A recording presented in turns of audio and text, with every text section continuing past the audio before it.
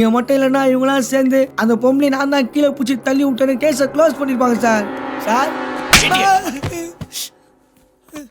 ஏய் பேருங்கடா? ஆரவ். தள்ளி விட்டாங்க உனக்கு எப்படிலாம் தெரியும்? அது எப்படி சார் குதிக்கும்? அவரை பிடிச்சவன தள்ளி விடுமே தவிர அது குதிக்காது சார்.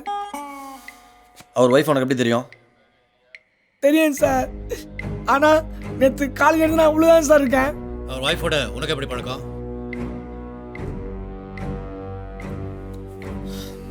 சார் கொஞ்சம் வெளியே இருங்க. நீங்க வெளியே இருங்க சார், நான் கூப்பிடுறேன். Okay sir. ஏய் சார் சொல்டா. இன்னும் 2 காட்டுனா சொல்லி மூஞ்சினேன் சார். எல்லாத்தையும் சொல்லிடுறேன் சார்.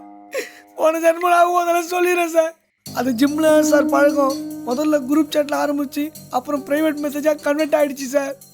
அப்புறம் பேசி லவ் ஆயிடுச்சு சார்.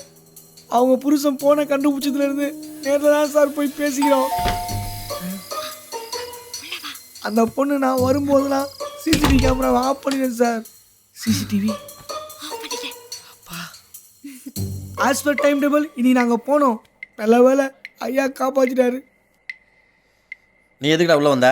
பிரியான்னு ஒரு ஐடி சார். இதே மாதிரி சாட் பண்ணி லைனில் எடுத்தேன். நேற்று சுடிதார் வாங்கி நான் அவங்க வீட்டுக்கு போனேன். அப்புறம் தான் தெரியுது அது பிரியா இல்லை பிரியதர்சன், அவங்க வீட்டுக்காரன் சார்.